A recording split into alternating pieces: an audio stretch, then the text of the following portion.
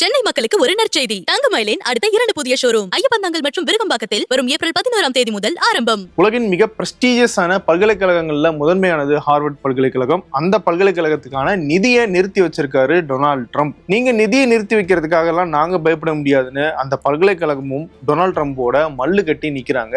இவங்க 2 பேர் இடையில என்ன பிரச்சனை அப்படிங்கறத பத்தி தான் இந்த வீடியோல பார்க்க போறோம். இது டீகோட் பை வெங்கட்.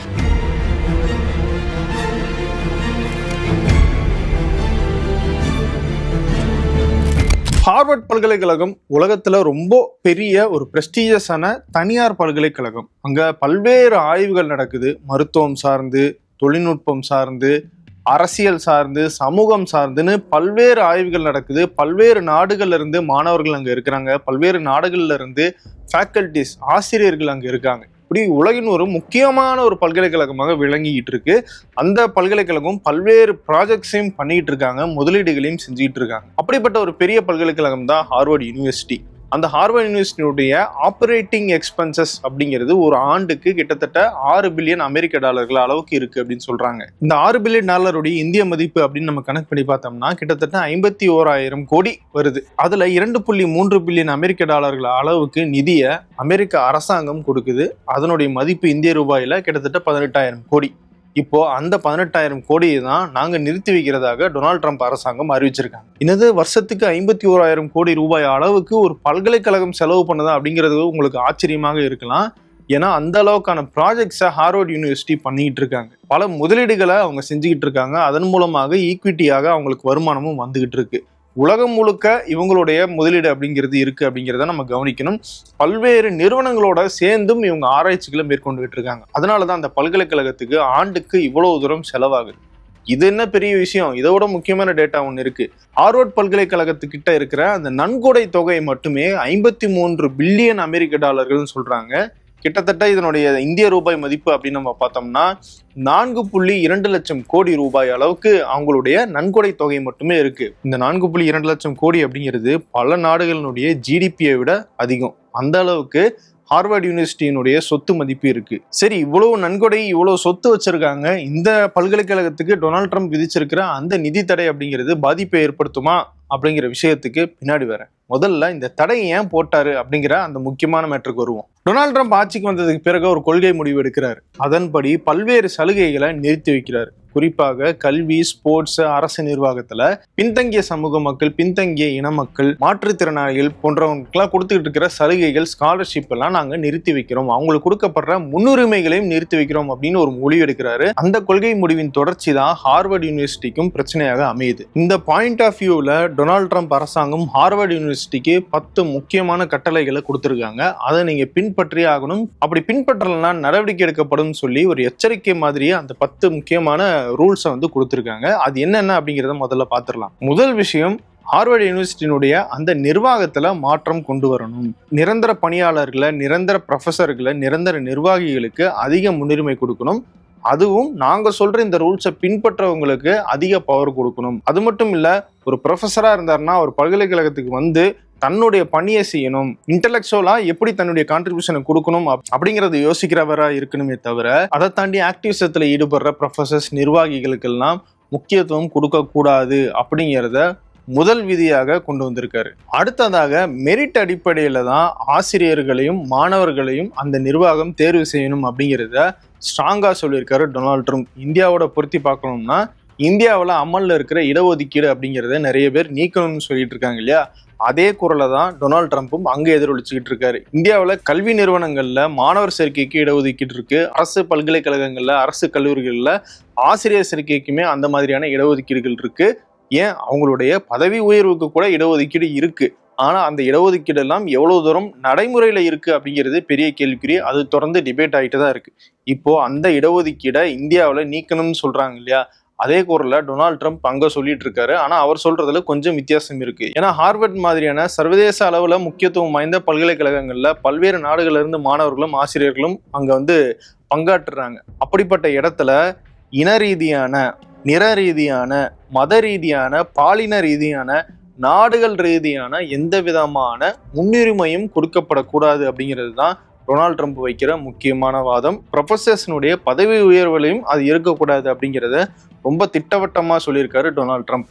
அதோட ஆசிரியர்கள் மாணவர்களை ரெக்ரூட் பண்றாங்க, மாணவர் சேர்க்கை நடக்குது இல்லையா, எந்தெந்த மாணவர்கள் எந்தெந்த பேக்ரவுண்ட்ல இருக்காங்க அப்படிங்கிற அந்த கம்ப்ளீட் டீட்டெயில்ஸையும் அமெரிக்க அரசாங்கத்தோட ஹார்வர்ட் யூனிவர்சிட்டி ஷேர் பண்ணணும் அப்படிங்கிறதையும் கட்டாயப்படுத்தியிருக்காங்க. அடுத்தது இன்டர்நேஷனல் அட்மிஷன் ஸ்கிரீனிங், அதாவது வெவ்வேறு நாடுகள்ல இருந்து மாணவர்கள் ஹார்வர்ட் யூனிவர்சிட்டிக்கு படிக்க வருவாங்க, தேர்ந்தெடுக்கப்படுவாங்க.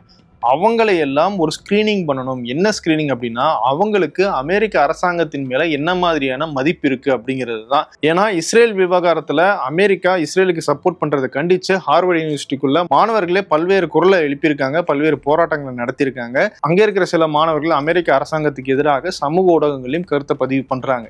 இந்த மாதிரியான கருத்து இருக்கிற மாணவர்களை ஹார்வர்ட் யூனிவர்சிட்டிக்குள்ள அனுமதிக்க கூடாது அப்படிங்கிறதுக்காக தான் இந்த ஸ்கிரீனிங் மெத்தடை கொண்டு வரணும்னு சொல்லி டொனால்ட் ட்ரம்ப் அரசாங்கம் சொல்லியிருக்காங்க.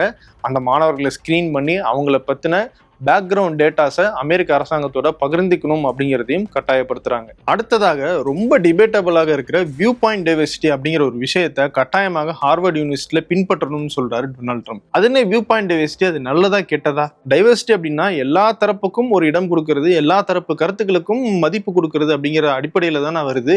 அப்போ அது நல்ல விஷயம் தானே அப்படிங்கிற ஒரு கேள்வி எழுது. இன்னொரு பக்கம் இல்ல அதுக்கு பின்னாடி ஒரு சூழ்ச்சியும் இருக்கு அப்படின்னு சொல்லி ஒரு வாதமும் வைக்கப்படுது. வியூ பாயிண்ட் டைவர்சிட்டினா என்ன அப்படின்னு டொனால்ட் ட்ரம்பினுடைய அரசாங்கம் சொல்றாங்கன்னா, ஹார்வர்ட்ல இருக்கிற ஒவ்வொரு துறையிலையுமே பல்வேறு கருத்துக்கள் கொண்டவங்களுக்கு இடம் கொடுக்கணும் அப்படிங்கிறது தான் டொனால்ட் ட்ரம்ப் சொல்ற view point diversity. Donald Trump சொல்றது எவ்வளவு வேடிக்கையா இருக்கு பாருங்க. பல்வேறு பின்னணியில இருந்து வர மாணவர்களுக்கு, பல்வேறு பின்னணியில இருந்து வர ஆசிரியர்களுக்கு முன்னுரிமை கொடுக்க கூடாதுன்னு சொல்ற அதே டொனால்ட் ட்ரம்ப் தான் பல்வேறு கருத்துக்களுக்கு நீங்க இடம் கொடுக்கணும் அப்படின்னு சொல்றாரு. சரி, அப்படி கொடுத்துட்டு போனா நல்லது தானே. ஒரு கருத்து இருந்துச்சுன்னா அதுக்கு எதிர்கருத்து இருந்தா தானே ஒரு டிபேட் நடக்கும், அப்பதானே ஒரு நல்ல விஷயம் நடக்கும் அப்படிங்கிற ஒரு கேள்வி உங்களுக்கு வரலாம். ஆனா இங்க எழுப்பப்படுற அச்சம் என்ன அப்படின்னா, அறிவியல் சார்ந்த ஒரு இடத்துல அறிவியலுக்கு எதிரான கருத்து இருக்கிற ஒருத்தரையும் கண்டிப்பாக எடுத்துட்டு வரணும் அப்படிங்கிற மாதிரியான ஒரு கட்டாயத்தை இந்த விதி கொண்டு வருது அப்படிங்கிறது தான். உதாரணத்துக்கு உலகம் உருண்டை அப்படிங்கிறத அறிவியல் பூர்வமாக நிரூபிச்சு அதன் அடிப்படையில் தான் நம்ம விண்வெளி வரைக்கும் போயிட்டு வந்துகிட்டு இருக்கோம். ஆனா இப்போ உலகம் தட்டை அப்படின்னு சொல்ற ஒருத்தரையும் நீங்க உங்களுடைய பல்கலைக்கழகத்துல முக்கியமான இடம் கொடுக்கணும் அப்படின்னு சொன்னா எப்படி இருக்கும்? பல்வேறு கருத்துக்களுக்கு இடம் கொடுக்கறது தப்பு கிடையாது.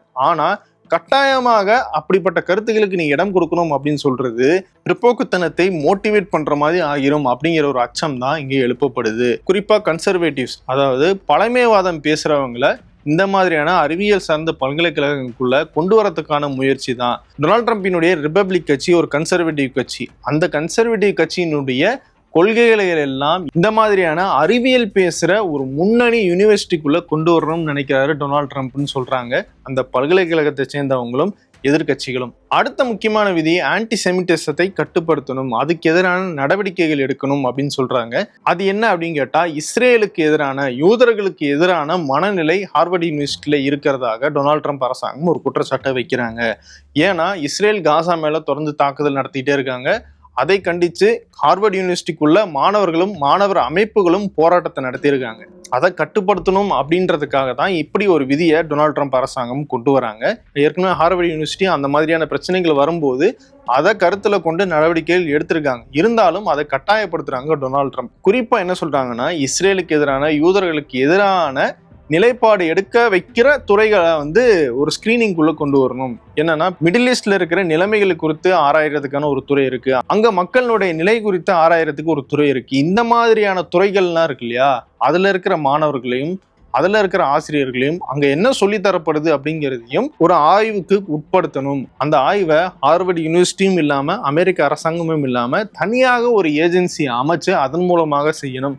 அந்த டேட்டாவை அமெரிக்க அரசாங்கத்தோட அந்த ஏஜென்சி பகிர்ந்துக்கணும் அப்படின்னு சொல்லி ஒரு சட்ட விதியை கொண்டு வராரு டொனால்ட் ட்ரம்ப். இந்த விதியை மையப்படுத்தி தான் ஹார்வர்ட் யூனிவர்சிட்டி சார்பில் ஒரு பதிலடி கொடுக்கப்பட்டிருக்கு. அது என்ன அப்படிங்கிறத பின்னாடி பார்க்கலாம். அதுக்கு முன்னாடி மீதி இருக்கிற விதிகள் என்ன அப்படிங்கிறத பார்த்துடலாம். DEI அப்படிங்கிறத ஹார்வர்ட் யூனிவர்சிட்டிக்குள்ள முற்றிலுமாக ஒழிக்கணும். அதாவது டினா டைவர்சிட்டி, ஈனா ஈக்விட்டி, ஐனா இன்க்ளூஷன். நான் ஏற்கனவே சொன்ன மாதிரி இடஒதுக்கீடு மாதிரியான எந்த விதமான முன்னுரிமையையும் இங்க கொடுக்க கூடாது. இந்த இனத்தை சேர்ந்த, இந்த நாட்டை சேர்ந்த, இந்த நிறத்தை சேர்ந்த மனிதர்கள் கண்டிப்பாக இந்த துறையில இருக்கணும் அப்படிங்கிற மாதிரியான எந்த ப்ரிஃபரன்சஸும் இருக்கக்கூடாது. கம்ப்ளீட்லி மெரிட் அடிப்படையில மட்டும்தான் இருக்கணும் அப்படிங்கிறத ஒரு கட்டாய விதியாக டொனால்ட் ட்ரம்ப் கொண்டு வராரு. அடுத்ததாக ஸ்டூடெண்ட் டிசிப்ளினரி ரிஃபார்ம், அதாவது மாணவர்கள் மீது எடுக்கப்பட வேண்டிய நடவடிக்கைகள் குறித்து ஒரு மாற்றத்தை கொண்டு வர வேண்டும். உள்ள போராட்டங்களை பெரிய அளவில் கட்டுப்படுத்தணும். குறிப்பாக யூதர்களுக்கு எதிராக இஸ்ரேலுக்கு எதிரான மனநிலையில் இருக்கிற போராட்டங்கள் மீது நடவடிக்கையை கடுமையாக்கணும். அது தொடர்பான தகவல்களை காவல்துறைக்கு தெரிவிக்கணும். இந்த மாதிரியான போராட்டம் நடந்துச்சு, கிரிமினல் ஆக்டிவிட்டி நடந்துச்சு, தீவிரவாத செயல்கள் நடந்துச்சுன்னா அதை உடனடியாக அமெரிக்க அரசாங்கத்துக்கும் காவல்துறைக்கும் தெரிவிக்கணும் அப்படிங்கிற மாதிரியான கட்டுப்பாடுகளை டொனால்ட் ட்ரம்ப் அரசாங்கம் இங்க திணிக்க பாக்குறாங்க. அடுத்ததாக விசில் ப்ளோயர் ப்ரொடெக்ஷன். இப்போ நாங்க சொன்ன இந்த சட்ட விதிகளை எல்லாம் ஹார்வர்ட் நிர்வாகமோ இல்லை ஏதாவது ஒரு துறையை சரியா பின்பற்றலன்னா அது குறித்து யாராவது கம்ப்ளைண்ட் பண்ணாங்கன்னா அவங்களுடைய பாதுகாப்பையும் உறுதி செய்ய வேண்டும் அப்படிங்கிறதையும் டொனால்ட் ட்ரம்ப் அரசாங்கம் சொல்லியிருக்காங்க. அமெரிக்க அரசாங்கம் என்ன சொல்றாங்கன்னா, நாங்க ஹார்வர்ட் யூனிவர்சிட்டிக்கு நிதி கொடுக்குறோம். அப்படி நிதி கொடுக்குற நாங்க சில விஷயங்கள் எல்லாம் ஹார்வர்ட் யூனிவர்சிட்டியில எதிர்பார்க்கிறோம், அதையெல்லாம் அவங்க பின்பற்றி தான் ஆகணும். இதை பின்பற்றலன்னா அதுக்கான பின்விளைவுகளை நீங்க சந்திக்க வேண்டி இருக்கும் அப்படிங்கிறத ஒரு எச்சரிக்கையை கொடுத்துருக்காங்க. ஹார்வர்ட் யூனிவர்சிட்டியுடைய தலைவர் ஆலன் கேபர் அவங்க என்ன சொல்லிட்டாங்கன்னா, இந்த 10 விதிகளை எல்லாம் எங்களால பின்பற்ற முடியாது. அது மட்டும் இல்ல, எங்க பல்கலைக்கழகத்துல நாங்க என்ன சொல்லி தரணும் அப்படிங்கிறத நீங்க உட்காந்து எங்களுக்கு அதிகாரம் பண்ண முடியாது. ஏன்னா இது ஒரு தனியார் பல்கலைக்கழகம். என்ன சொல்லி தரணும், யாரை சேர்க்கணும் அப்படிங்கிறதெல்லாம் எங்களுடைய சுய ஆட்சி கட்டுப்பாட்டுக்கு உட்பட்டது அப்படின்னு சொல்லி கடுமையான ஒரு எதிர்வினையை பண்ணியிருக்காங்க. இதை தான் நான் சொன்னேன். கேபரனுடைய இந்த பதில் எதை மையப்படுத்தினது அப்படின்னு பார்த்தீங்கன்னா, நான் ஏற்கனவே சொன்ன மாதிரி யூதர்களுக்கு எதிரான மனநிலையில இருக்கிற துறைகள், அது தொடர்பான ஆய்வுகள், இதையெல்லாம் நிறுத்தணும், இதையெல்லாம் மறு ஆய்வு செய்யணும் அப்படின்னு ஒரு விதியை சேர்த்தாங்கல்ல, அதை மையப்படுத்தினது தான். அந்த மாதிரியான எந்த கட்டாயத்துக்கும் ஹார்வர்ட் யூனிவர்சிட்டி கட்டுப்படாது அப்படிங்கிறத தெளிவா அவங்க சொல்லிட்டாங்க. ஹார்வர்ட் யூனிவர்சிட்டியினுடைய இந்த பதிலுக்கு மாணவர்கள் தரப்புலையும் வரவேற்பு வந்திருக்கு. ஒபாமா உட்பட முக்கியமான தலைவர்கள் ஆதரவு தெரிவிச்சிருக்காங்க ஹார்வர்ட் யூனிவர்சிட்டிக்கு. ஹார்வர்ட் யூனிவர்சிட்டி இந்த விதிகளை எல்லாம் பின்பற்ற முடியாதுன்னு சொன்னதுனால அமெரிக்க அரசாங்கம் நிதியை நிறுத்தி வைக்கிறதாக அறிவிச்சிட்டாங்க. இந்த நிதி இல்லாம ஹார்வர்ட் யூனிவர்சிட்டியால சமாளிக்க முடியுமா அப்படிங்கிறது தான் அடுத்து எழுந்திருக்கிற முக்கியமான கேள்வி. ஹார்வர்ட் யூனிவர்சிட்டிக்கு 53 பில்லியன் அமெரிக்க டாலர்கள் நன்கொடை தொகையே இருக்கு. கிட்டத்தட்ட 4.2 லட்சம் கோடி ரூபாய் அளவுக்கு அவங்க கிட்ட ஏற்கனவே சொத்துக்களும் பணமும் இருக்கு. ஆனா அதுல இருக்கிற ரெஸ்ட்ரிக்ஷன் என்னன்னா, ஒவ்வொரு ஆண்டும் அதுல இருந்து 5% மட்டும்தான் எடுக்க முடியும். அதனால முழுமையாக அமெரிக்க அரசாங்கம் கொடுக்காம நிறுத்தின அந்த பணத்தை அந்த நன்கொடையில இருந்து எடுத்து யூஸ் பண்ண முடியாது அப்படிங்கிற ஒரு சிக்கல் ஹார்வர்ட் யூனிவர்சிட்டிக்கு இருக்கு. அது மட்டும் இல்லாம அந்த நன்கொடைகள் எல்லாம் ஒவ்வொரு ப்ராஜெக்டுக்காக இத்தனை ஆண்டுகள்ல நீங்க பயன்படுத்தணும் அப்படின்னு சொல்லி கொடுக்கப்பட்ட தொகை. அதை எடுத்து இஷ்டத்துக்கு என்ன ப்ராஜெக்டுக்கான யூஸ் பண்ணிக்கலாம், நிர்வாக செலவுக்காக யூஸ் பண்ணிக்கலாம் அப்படின்னா அது கூடாது. அதை மீறி அப்படி ஒரு ப்ராஜெக்டுக்காக கொடுக்கப்பட்ட நன்கொடை அப்படிங்கிறத வேறொரு ப்ராஜெக்டுக்காக வேறொரு துறைக்காக அவங்க மாத்தி யூஸ் பண்ணாங்கன்னா அது சட்டப்படி தவறு. அதுக்கு சட்ட ரீதியான நடவடிக்கை எடுக்கப்படலாம். இப்படி இந்த சிக்கல்கள் எல்லாம் ஹார்வர்ட் யூனிவர்சிட்டிக்கு இருக்கு. ஆனா சர்வதேச அளவுல ஒரு முக்கியமான பல்கலைக்கழகம் அப்படிங்கிற அடிப்படையில ஹார்வர்டால தங்களுடைய செலவுகளை மேனேஜ் பண்றதுக்கான நன்கொடைகளை இன்னும் அதிகமாக திரட்டுறதுக்கு வாய்ப்பு இருக்கு. அதை வச்சு அவங்க எதை மேனேஜ் பண்ணுவாங்கன்னு ஒரு தரப்புல சொல்லப்படுது. ஆனா இதை விட முக்கியமான அபாயம் என்னன்னா, ஹார்வர்ட் யூனிவர்சிட்டிக்கு அமெரிக்க அரசாங்கம் டாக்ஸ் எக்ஸம்ஷன் கொடுத்திருக்காங்க. அதாவது வரி விலக்கு கொடுத்துருக்காங்க. அந்த பல்கலைக்கழகம் செய்யற செலவுக்கு, அவங்க பண்ற முதலீட்டுக்கு, அதுல இருந்து வர வருமானத்துக்கு அமெரிக்க அரசாங்கம் வரி விலக்கு கொடுத்துருக்காங்க. கிட்டத்தட்ட ஒவ்வொரு ஆண்டும் 158 மில்லியன் அமெரிக்க டாலர்கள் அவங்களுக்கு வரி விலக்கு கிடைச்சிட்டு இருக்கு. இப்போ டொனால்ட் ட்ரம்ப் அரசாங்கம் முதல் கட்டமா நிதியை நிறுத்தி வச்சிருக்காங்க. அடுத்த ஆயுதமாக அவங்க அந்த வரி விலக்கு அப்படிங்கிற அந்த ஸ்டேட்டஸை நீக்குவாங்க அப்படின்னு சொல்லி தகவல் வருது. அதை நீக்கிட்டாங்கன்னா ஹார்வர்ட் யூனிவர்சிட்டிக்கு இன்னும் நெருக்கடி ஏற்படும். இதுல இன்னொரு ஆங்கிளும் இருக்கு. அமெரிக்க அரசாங்கம் ஹார்வர்ட் யூனிவர்சிட்டிக்கு நிதி கொடுக்குறாங்க. அந்த நிதியின் மூலமாக மக்களுக்கான ஆராய்ச்சிகள் நிறைய நடக்குது. மருத்துவத்துறையில நடக்குது, எரிசக்தி துறையில நடக்குது. இப்படி பல்வேறு ஆராய்ச்சிகள் இருக்கு. அந்த திட்டங்கள் எல்லாம் இப்ப நிதி பற்றாக்குறையால நிக்கிறதுக்கான வாய்ப்பு இருக்கு.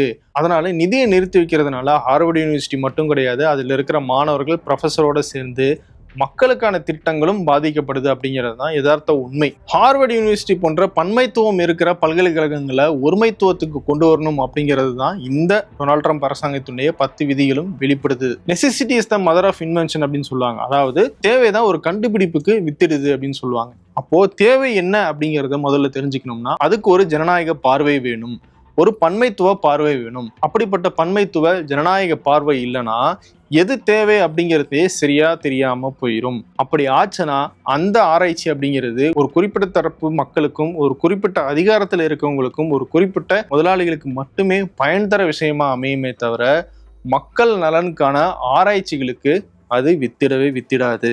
ஹார்வர்ட் யூனிவர்சிட்டி மட்டும் கிடையாது, கொலம்பியா பல்கலைக்கழகம், மசூட்ஸ் பல்கலைக்கழகம் அப்படின்னு சொல்லி இன்னும் லிஸ்ட்ல இருக்கிற முக்கியமான எலைட் பல்கலைக்கழகங்களுக்கும் இந்த கட்டுப்பாடுகள்லாம் விதிக்கப்பட்டிருக்கு. அவங்களும் இதை எதிர்த்து செயல்படுறாங்களா, ஹார்வர்ட் யூனிவர்சிட்டி அடுத்து என்ன நடவடிக்கை எடுக்க போறாங்க அப்படிங்கிறது எல்லாம் நம்ம தொடர்ந்து டீகோ நிகழ்ச்சியில பார்ப்போம். வேறொரு வீடியோவில் உங்களை மீண்டும் சந்திக்கிறேன். நன்றி, வணக்கம். அழகுக்கு அழகு சேர்க்க புதியதோர் ஆரம்பம். மக்களின் நம்பிக்கையை பெற்ற தங்கமயில் இனி உங்களுக்கு மிக அருகாமையில். ஐயப்பந்தாங்கல் மற்றும் விருகம்பாக்கத்தில் கோலாகல துவக்கம் ஏப்ரல் 11ஆம் தேதி முதல்.